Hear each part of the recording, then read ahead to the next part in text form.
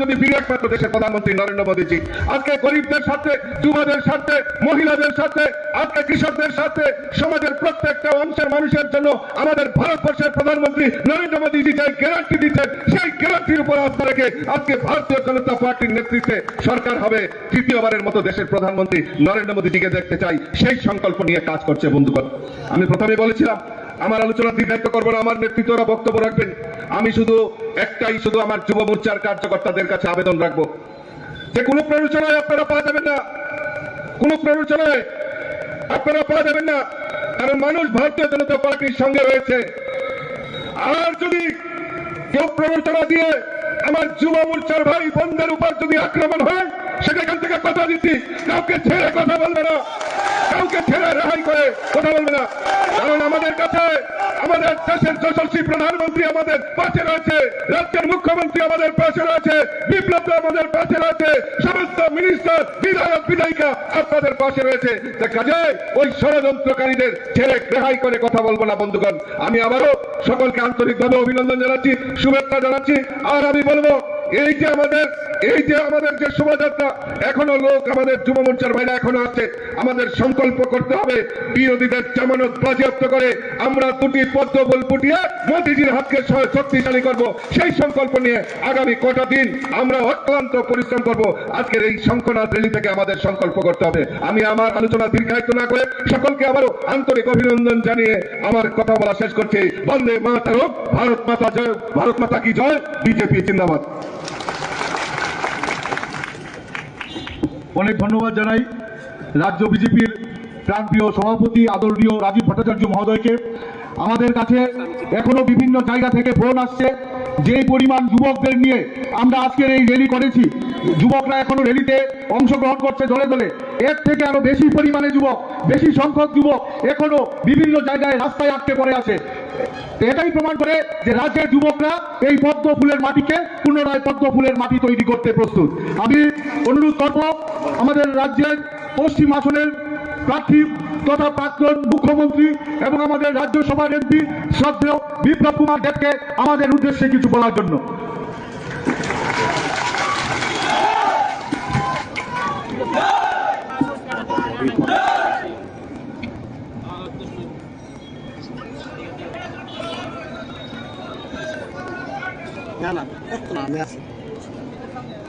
সবাইকে নমস্কার। যতনা খুলুমখা। একবার আমার সঙ্গে প্রথমে একটা স্লোগান আমি প্রথম দেব। কোনটা দেব? কোনটা দেব? উপদেশ নয়। কোনটা দেব? কোনটা দেব? মুষ্টিবন্ধ হাত উপরে, সবার পেছনে যারা আছে সব হাত উপরে বলে যুব মোর্চা কি, যুব মোর্চা কি, যুব মোর্চা কি, যুব মোর্চা কি, ভারতীয় জনতা পার্টি, ভারতীয় জনতা পার্টি।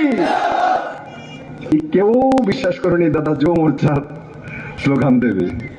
কেউ বিশ্বাস করেছিল? যারা হাত ওঠাও কে বিশ্বাস করেছে এই স্লোগানটা দেব? চলো, কিছু লোক বিশ্বাস করেছে এটাই দেব। কারণ কি, যে স্লোগানগুলো সবসময় দেওয়া হয় সবাই ভাবে এটাই দেবে, কিন্তু আজকে যুব মোর্চা যে জনজোয়ার তৈরি করেছে, প্রথমে তাদের প্রণাম করা দরকার। তার জন্য আপনাদের কথা বলেছি বন্ধুরা। আর আজকের যুব র্যালিতে আমাদের মধ্যে মঞ্চে উপস্থিত ত্রিপুরা ভারতীয় জনতা পার্টির প্রাক্তন অধ্যক্ষ এবং আজকের দিনে সবার প্রিয়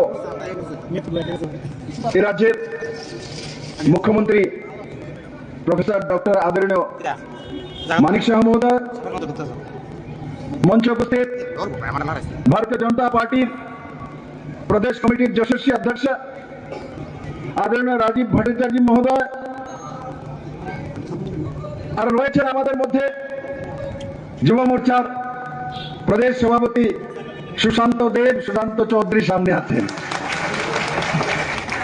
আর আছেন আমাদের এই আগরতলা কর্পোরেশনের অভিভাবক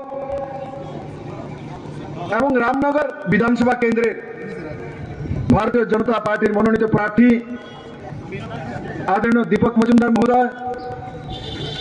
এখানে উপস্থিত ভারতীয় জনতা পার্টির সমস্ত মন্ত্রীগণ, সমস্ত অফিস বেয়ারার, আর বিশেষ করে বিভিন্ন প্রান্ত থেকে আসা আমার যুব মোর্চার ভাই বোনেরা, প্রিয় আগরতলাবাসী, মিডিয়ার বন্ধুরা,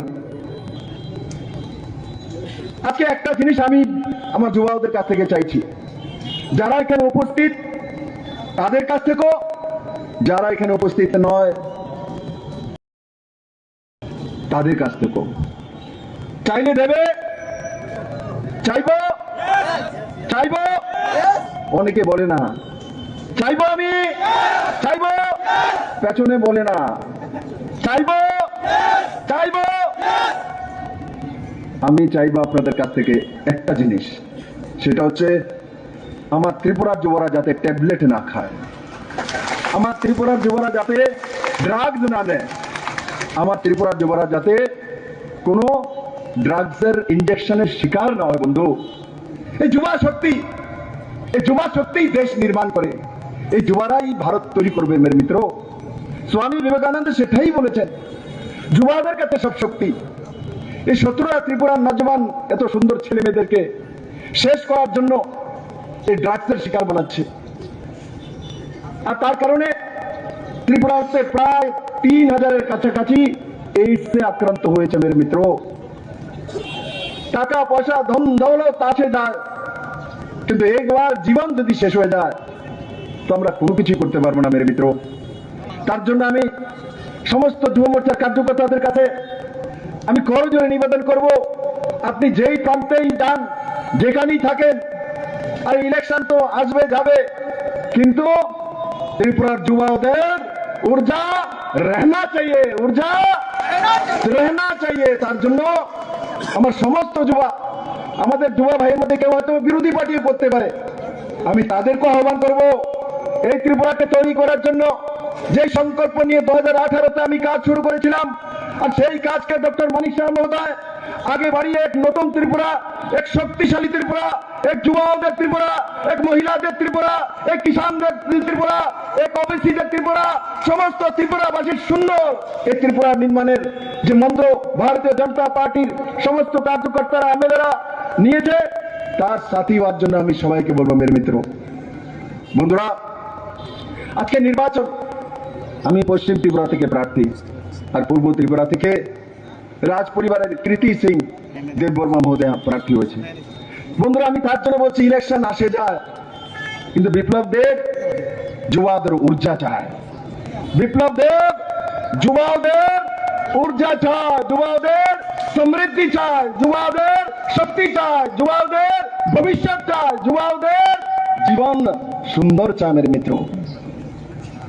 আমাকে দেখতে অনেক যুবা ভাবে, দাদা দেখো কত কম বয়সে মুখ্যমন্ত্রী হয়ে গেছে, এমএলএ হয়ে গেছে, প্রদেশ অধ্যক্ষ হয়ে গেছে। আমিও তো চাই আমার প্রত্যেকটা যুবা ভাই একদিন সুশান্ত চৌধুরীর মতো এমএলএ হয়ে বসে যায়। আমিও তো চাই আমার যুবা যে অধ্যক্ষ আছে সুশান্ত দেবের মতো কম বয়সে এমএলএ হয়ে বসে যাক। আমিও তো চাই আমার সামনে যুবা 2 এমএলএ বসে আছে, সুধাংশু দাস সবচেয়ে কম বয়সের এমএলএ মনে হচ্ছে, মন্ত্রী হয়ে গেছে। আমিও তো চাই আমার সামনে কে বসে আছে, আরে আমাদের না না, আরে ওর কনস্টিটিউন্সির নাম কে বল, ছামনু থেকে মানুষ কমিউনিস্টের সময় এক সময় ছামনুর বিষয়ে বলতো যে ছামনুতে যাওয়া যায় না, ছামনুর জন্য রাস্তা নেই, ছামনুতে জল নেই। আজকে আমার যুবা এই শম্ভু চাকমা ছামনুতে ন্যাশনাল হাইওয়ে তৈরি করে দিয়েছে, তার জন্য যুবারা করতে পারে। বন্ধু, যুবারা দেখো এই রৌদ্রের মধ্যে দাঁড়িয়ে আছে, যুবারাই সবকিছু করতে পারে মিত্র। আমি ডক্টর মানিক শাহ আমাদের মুখ্যমন্ত্রীর সঙ্গে বলছিলাম যে আমরা তো ছায়াতে বসে আছি, যদি পুরোটা যদি ঢেকে দেওয়া হতো তো যুবাদের উপরে রৌদ্র না আসতো।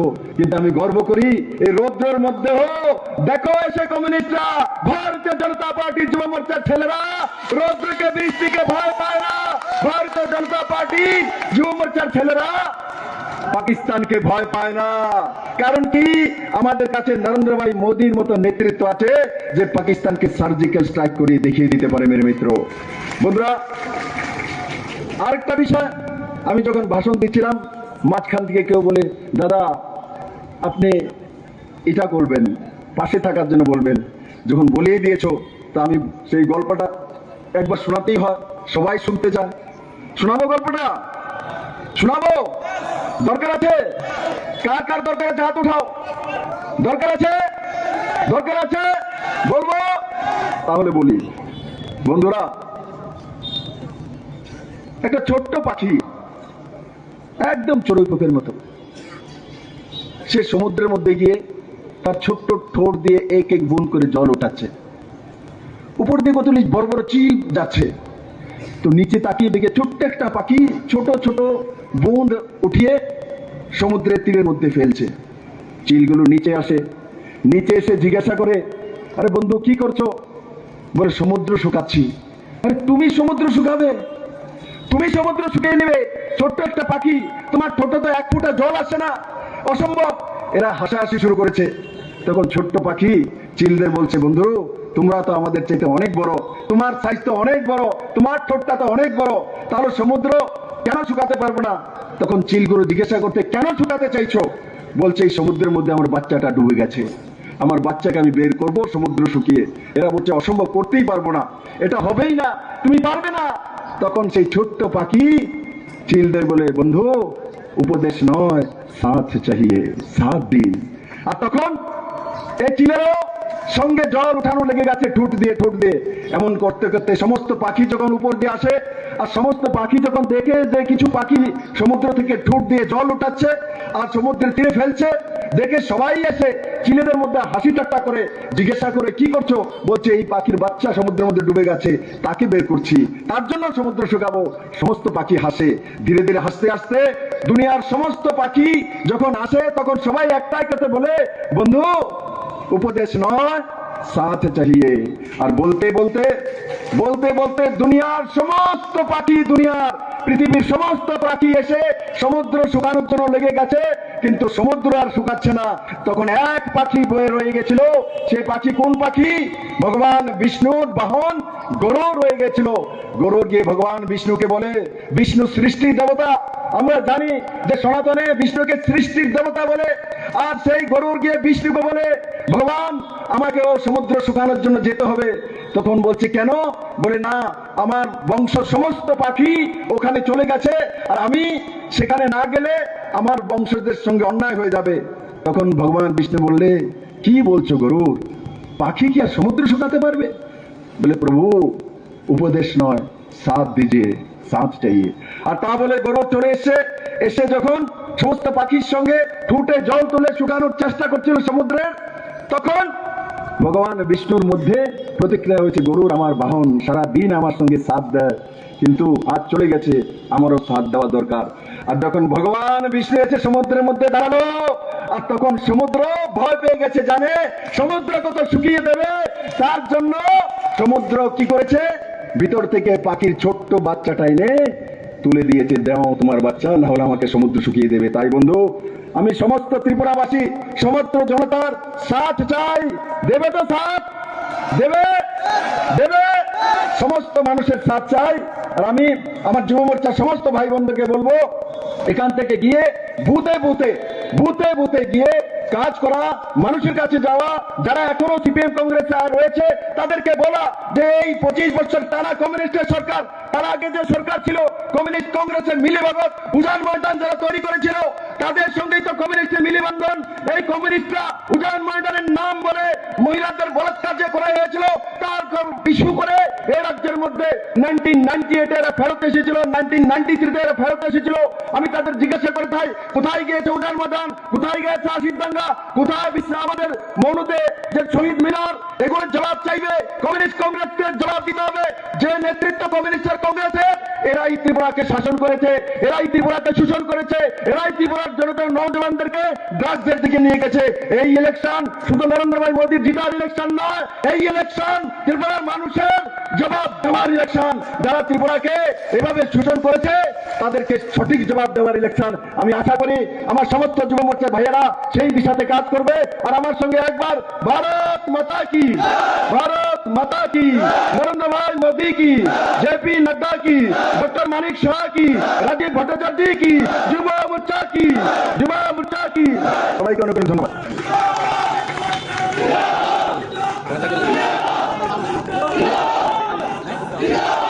অনেক ধন্যবাদ।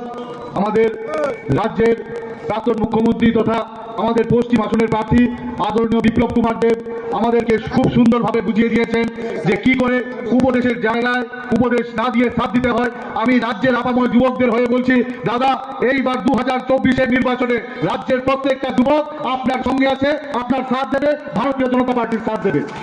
এখন আমাদের সামনে ভাষণ রাখবেন, আমরা যার কথা শোনার জন্য দীর্ঘক্ষণ অপেক্ষা করে আছি, আমাদের রাজ্যের প্রাণপ্রিয় মুখ্যমন্ত্রী আদরণীয় প্রফেসর ডক্টর মানিক শাহ মহোদয়।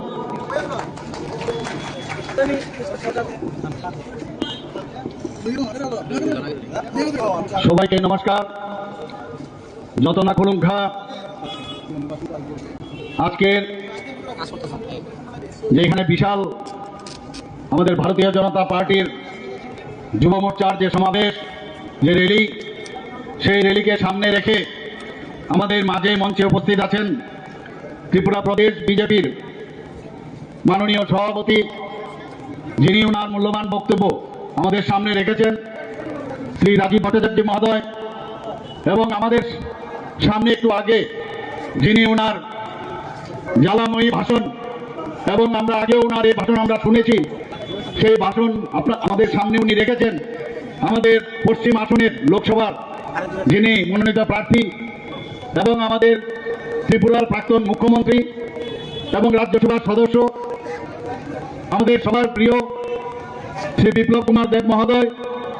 তাছাড়া এখানে উপস্থিত আছেন আমাদের আরেকজন প্রার্থী, গতকালই ঘোষণা হয়েছেন, ইত্যবসরে নিশ্চয়ই আপনারা শুনেছেন যে 7 রামনগরের উপনির্বাচন হচ্ছে। আমাদের স্বর্গীয় সুন্দা সুরজিৎ দত্ত পরলোক গমন করেছেন, সেই জায়গায় উনাকে ভারতীয় জনতা পার্টির মনোনয়ন দিয়েছেন। এবং আমাদের আগরতলা মিউনিসিপ্যাল কর্পোরেশনের মাননীয় মেয়র শ্রী দীপক মজুমদার মহোদয়। তাছাড়া আমাদের মাঝে উপস্থিত আছেন যার নেতৃত্বে আজকের এই বিশাল জনসমাবেশ, আমাদের যুব মোর্চার সভাপতি শ্রী সুশান্ত দেব মহোদয়। এবং আমার সামনে উপস্থিত আছেন আমাদের ত্রিপুরা সরকারের বিভিন্ন মন্ত্রীগণ, বিভিন্ন বিধায়কগণ এবং এমডিসিরা এবং দলের বিভিন্ন স্তরের যারা বরিষ্ঠ পদাধিকারীগণ এবং যারা এখানে উপস্থিত আছেন আমার যুব মোর্চার ভাই ও বোনেরা এবং সাংবাদিক বন্ধুরা, সবাইকে আমি এখানে এতক্ষণ ধরে রোদ্দুরের মধ্যে আপনারা এইখানে আসার জন্য এবং বসে আছেন এর জন্য হার্দিক অভিনন্দন ও শুভেচ্ছা জানাচ্ছি। বন্ধুগণ, যশস্বী প্রধানমন্ত্রী নরেন্দ্র মোদীজি বারবার যেটা বলেন যে আমাদের ভারতবর্ষের যে লোক সংখ্যা, সেই লোক সংখ্যার 65% হচ্ছে আমাদের যুব সম্প্রদায়। বারবার উনি এই কথাটা বলেন এবং পৃথিবীর যে কোনো জায়গায় উনি যান যখন বারবার সবাইকে স্মরণ করিয়ে দেন যে আমার সবচেয়ে বড় শক্তি হচ্ছে আমাদের যুব শক্তি। এবং ত্রিপুরাতেও আজকে আপনারা যেভাবে ত্রিপুরার বিভিন্ন প্রান্তে থেকে আপনারা এখানে এসেছেন তা কিন্তু আজকে আপনারা প্রমাণিত করেছেন। আমি সত্যিই আনন্দিত আজকে এত বড় জনসমাবেশ এখানে আমাদের যুব ভাই বোনেরা এখানে করেছেন।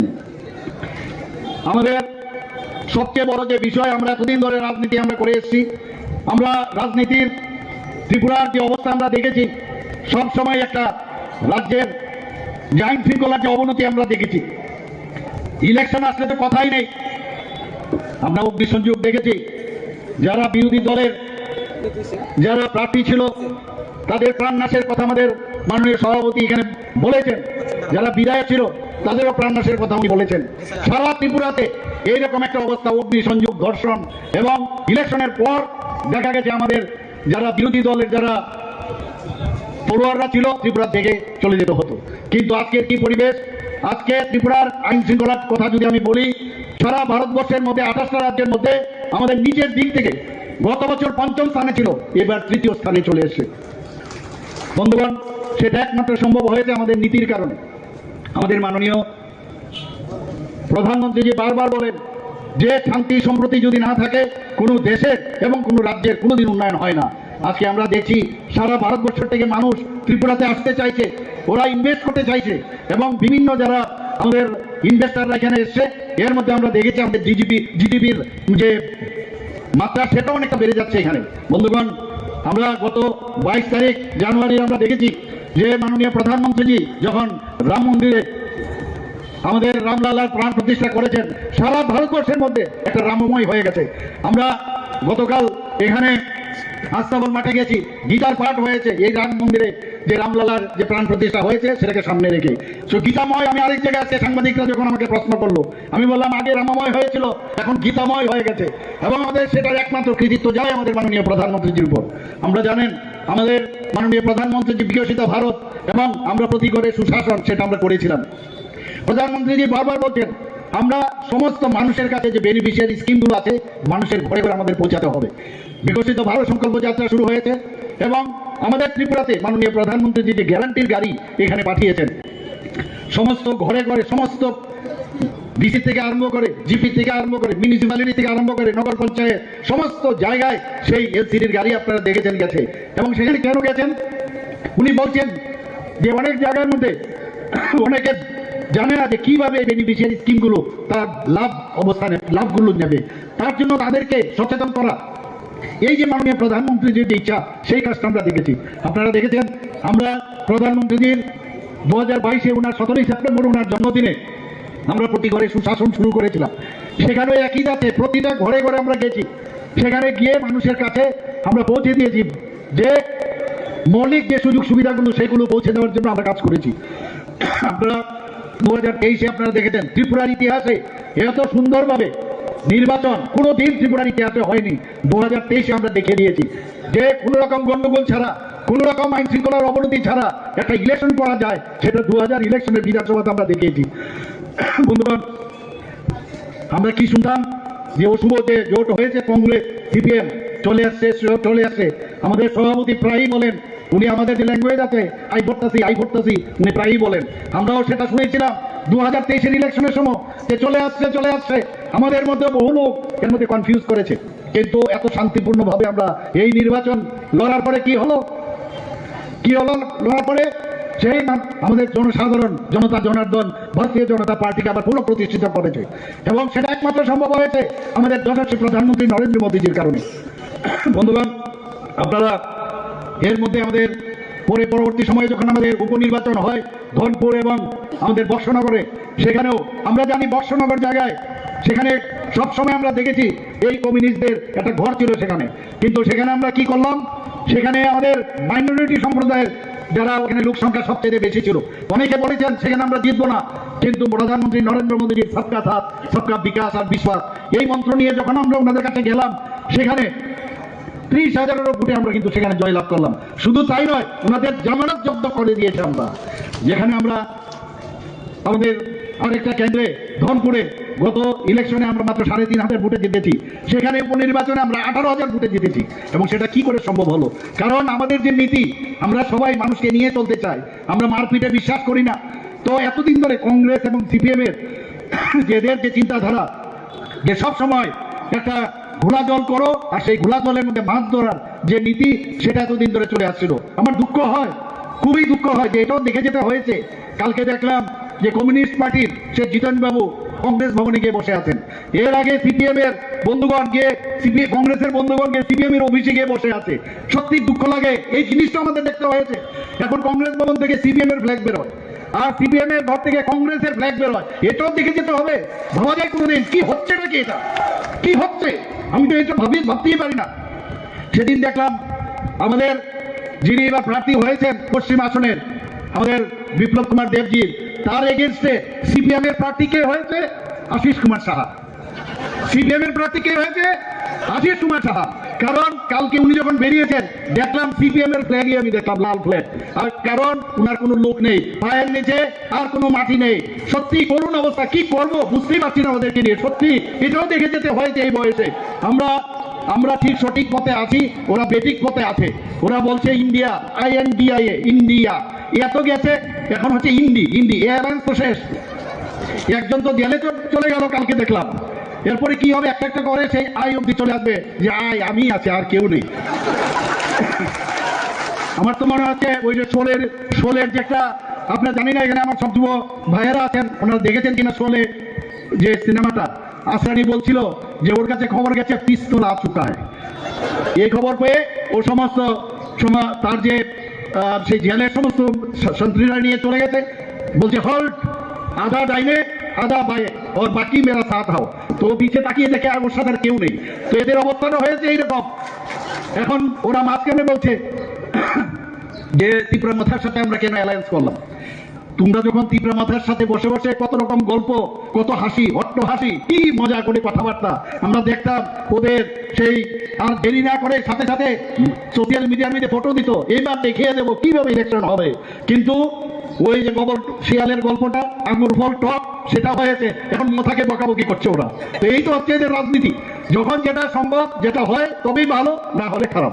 এই রাজনীতির উঠে উঠে ভারতীয় জনতা পার্টি সঠিক পথে চলছে। আমাদের সাথে আইপিএফটি ছিল আগে, এখন আমাদের সাথে চলে এসছে তীব্রমতা। বুঝে গেছে যে আমাদের যশস্বী প্রধানমন্ত্রী নরেন্দ্র মোদী ছাড়া এই দেশ কেউ সামনের দিকে এগিয়ে নিয়ে যেতে পারবে না।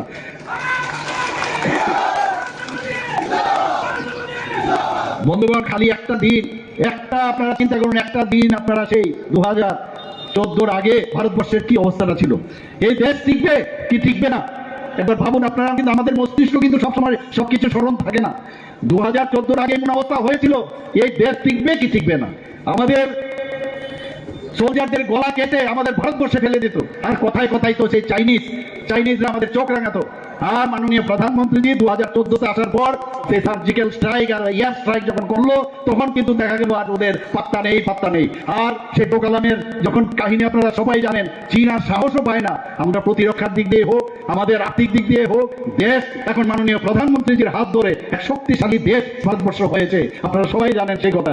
আমাদের মাননীয় প্রধানমন্ত্রীজি আমাদের বলছেন যে ভাই, পলিটিক্স করার জন্য বেশি পলিটিক্স করতে হয় না। আমরা সিপিএম এর ভাইদের আগে দেখতাম সে কুচা ধারী আর একটা ব্যাগ ঝুলিয়ে আসতো, আমরা হয়তো না জানি কি জানে, কি তাত্ত্বিক বিষয় জানি, আসলে কিছু জানি। এখন তো সেই ব্যাগ থেকে বিড়াল বেরিয়ে এসছে।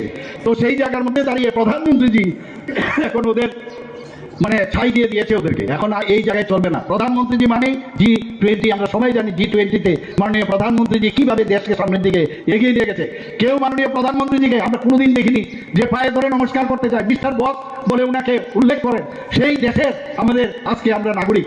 আজকে আমাদের ভারতীয় জনতা পার্টির প্রায় 18 কোটি আমাদের ভারতীয় জনতা পার্টির আমাদের মেম্বার। ভাবা যায় কোনোদিন ত্রিপুরাতে যখন আমাকে বিপ্লবজি যখন দায়িত্ব দিল যে আপনাকে এই মেম্বারশিপ ড্রাইভ নিতে হবে, প্রথমে ছিল 1,24,000, সেই জায়গায় উনি আমাকে জিজ্ঞেস করলেন কত আপনার টার্গেট। আমি বললাম 3 লাখ। বলে সম্ভব হবে? সবাই আমরা মিলে সেখানে 7 লাখ আমরা মেম্বার আমরা করেছি। বন্ধুগণ, আমাদের আজকের এখানে মোর্চা, আমাদের 7টা মোর্চা, খালি একটা মোর্চার এই খালি যে অবস্থা আজকে আগরতলা শহরে যেভাবে কাঁপিয়ে আপনারা এসছেন, আমি চিন্তা করছি বাকি মোর্চাগুলো যখন আসবে কি অবস্থাটা হবে, এদের দেখা যাবে কি দেখা যাবে না, খুব চিন্তিত। মুখের faith is the index of mind, ওনাদেরকে দেখলে বড় কষ্ট হয়। যেটা বলা হচ্ছে যে আগামী দিন মাইক্রোস্কোপ দিয়ে ওদের খুঁজতে হবে।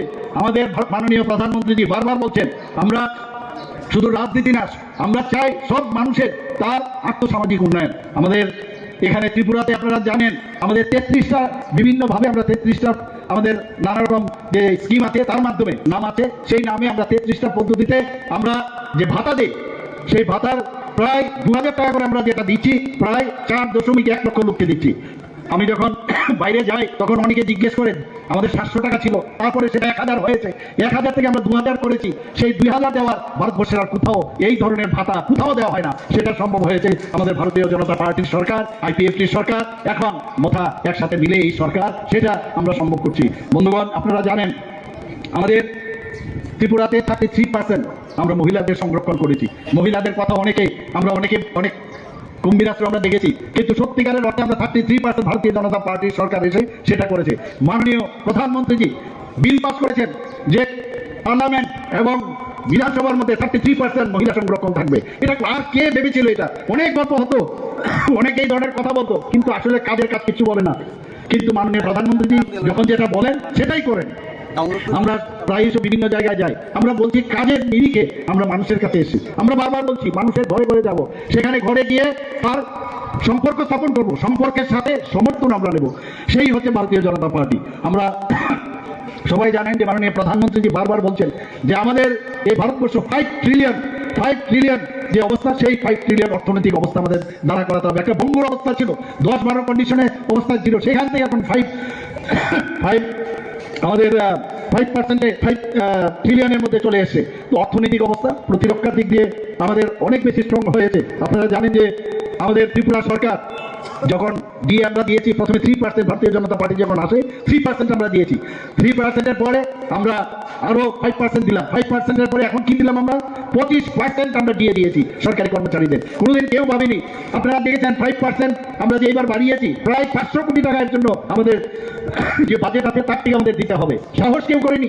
মুখ্যমন্ত্রী জন আরোগ্য যোজনা, আরেকটা কথা আমি না বললে নাই হয়, প্রধানমন্ত্রী জন আরোগ্য যোজনা আমরা যখন উনি সেটা বললেন তখন সারা পৃথিবীর মধ্যে সবাই বলছিল যে প্রধানমন্ত্রী জন আরোগ্য যোজনা সেটা কি করে সম্ভব হবে, প্রতি ফ্যামিলিতে 5 লক্ষ টাকা করে দেওয়া, সেটা উনি শুরু করেছেন। কিন্তু আমরা দেখেছি ত্রিপুরাতে যারা যে ক্রাইটেরিয়া আছে প্রায় 13 লক্ষ লোকের মধ্যে আমরা সেই আমাদের যে টার্গেট আমরা সেটা দিয়েছি, কিন্তু বাকি লোক কোথায় যাবে তার জন্য মুখ্যমন্ত্রী জন আরোগ্য যোজনা আমরা করলাম, এবং সেটাও একই যাচ্ছে 5 লক্ষ টাকা করে প্রতিটা ফ্যামিলিকে আমরা দিচ্ছি, এবং সেটাও আমরা শুরু করে দিয়েছি। আমাদের এখানে স্বাস্থ্য ব্যবস্থার যদি কথা বলি, ত্রিপুরাতে এখন স্বাস্থ্য ব্যবস্থা যে কোনো রাজ্যের তুলনায় ফার বেটার। আমি নিজেও একজন ডাক্তার, আমি জানি আগে কি অবস্থা ছিল।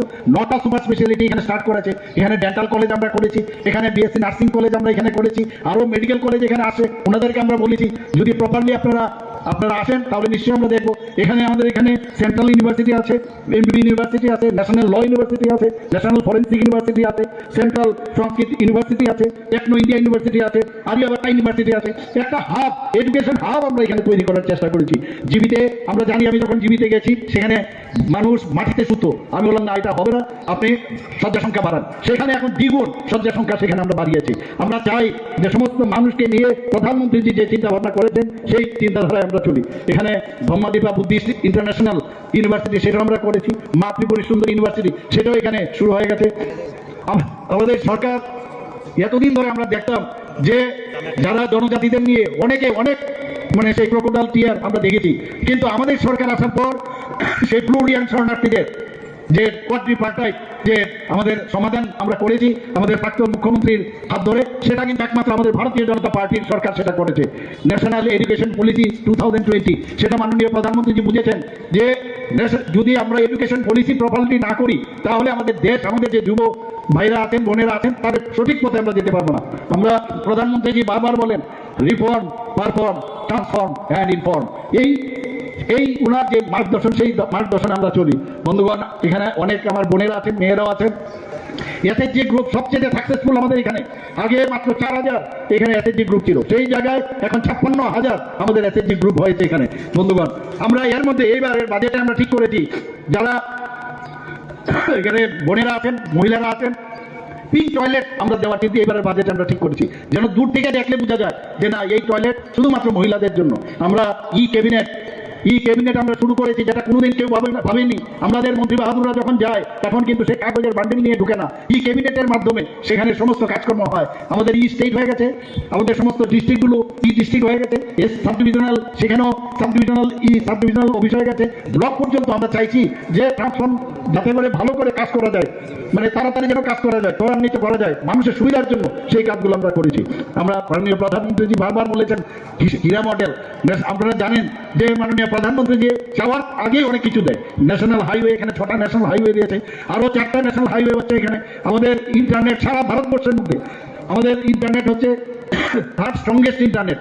রেলওয়ে এখানে এত বিস্তারডোমে যখন আমি বসি, ভারতবর্ষে অনেক জায়গায় এই ধরনের বিস্তারডোম আমি দেখেছি, কিন্তু ত্রিপুরার মধ্যে বসে বিস্তারডোমের মতো চারিদিক দেখা যায়। এত সুন্দর ট্রেন ত্রিপুরাতে হবে ভাবতে পারিনি। বন্দে ভারত সেটাও এখানে চলে আসবে। আমি কিছুদিন আগে মালদা থেকে খোলাতে এসেছিলাম বন্দে ভারতে, এখানে যে ইলেকট্রিফিকেশনের কাজ তার সার্ভেও হয়ে গেছে, সেটা হয়ে গেলে এখানেও বন্দে ভারত আসবে। বন্ধুগণ, প্রধানমন্ত্রী একদিকে রাস্তা দেখাচ্ছেন, ট্রেন দিচ্ছেন, ন্যাশনাল হাইওয়ে দিচ্ছেন, সব দিক দিয়ে উনি আমাদের রাস্তা দেখাচ্ছেন। কিছুদিন আগে আমরা প্রধানমন্ত্রীজির ওনার যে ভিডিও কনফারেন্সের মাধ্যমে অনেকগুলো নর্থ ইস্টের উনি যে অ্যাক্ট ইস্ট পলিসি যেটা বলেছেন, আজকে অ্যাক্ট ইস্ট পলিসির কারণে নর্থ ইস্টকে এতদিন ধরে যে অবহেলা চোখে মানুষ দেখতো, সেটা কিন্তু প্রধানমন্ত্রীর কারণে আজকে উন্নতি আমরা দেখতে পাচ্ছি সমস্ত জায়গায়। আমি যখন মুখ্যমন্ত্রী নর্থ ইস্টের সবার সাথে একসাথে বসি, অনেক মুখ্যমন্ত্রী বলেন যে এখন মনে হচ্ছে যে আমরা এই ভারতবর্ষের মধ্যে আছি। আগে সমস্ত ইন্টারস্টেট প্রবলেম ছিল, কথাবার্তার মাধ্যমে এখন সমাধান হচ্ছে। তো একটা আগে তো উগ্রপন্থী, বোম ব্লাস্টিং এইগুলোই আমরা দেখতাম, কিন্তু এখন কিন্তু মাননীয় প্রধানমন্ত্রীজি 2014-তে আসার পর এবং এই 10 বছরে কোথাও কোনো রায়ট এবং কোন রকম এই ধরনের উগ্রপন্থা আমরা কিন্তু দেখতে পাচ্ছি না। সেই জায়গায় দাঁড়িয়ে আগামী দিন আমরা দেখতে পাচ্ছি যে ভারতবর্ষের যে বিশ্বগুরুর স্থান সেটা অলরেডি নিয়ে নিয়েছে, আরো পাকাপোক্তভাবে আমরা নেব। এবং সেই কারণে মাননীয় প্রধানমন্ত্রীজি যেটা বলেছেন যে 370 ভারতীয় জনতা পার্টির টার্গেট কি? ভারতীয় জনতা পার্টির টার্গেট কি? 370। আর আমাদের যে অ্যালাইড পার্টনার আছে তাদেরকে নিয়ে কত? 400। তো প্রধানমন্ত্রীজির যে আহ্বান সেটাকে আমরা অবশ্যই ফুলফিল করতে হবে। আমাদের দুটো সিট আছে এখানে। আর আমি আরেকটা কথা বলবো, আমাদের এর মধ্যে গতকালই ডিক্লেয়ার হয়েছে আমাদের রামনগর কেন্দ্রের থেকে উপনির্বাচনে এখানে দীপক মজুমদার দাঁড়িয়েছেন। আমরা এই তিনজনকে, আমাদের মহারানী কৃতি দেববর্মা সিং দেববর্মা মহাদয়া ইস্ট থেকে দাঁড়িয়েছে, তিনজনকে বিপুল ভোটে আমরা জয়যুক্ত করবো এবং আশা করি আমরা প্রধানমন্ত্রী নরেন্দ্র মোদীজিকে ওই যে 370 বললাম সেখানে ওই দুটো সিট আমরা পাঠাবো। আমাদের দায়িত্ব সেটা, আমাদের দায়িত্ব। উনি আমাদের সুরক্ষিত রেখেছেন ভারতীয় জনতা পার্টির সরকার এখানে প্রতিষ্ঠিত করে। তাই আমি একটা স্লোগান আমি দেব, আপনারা আমার সাথে বলবেন যে ফির একবার, ফির একবার, ফির একবার, ফির একবার। ধন্যবাদ, নমস্কার, জয় হিন্দ।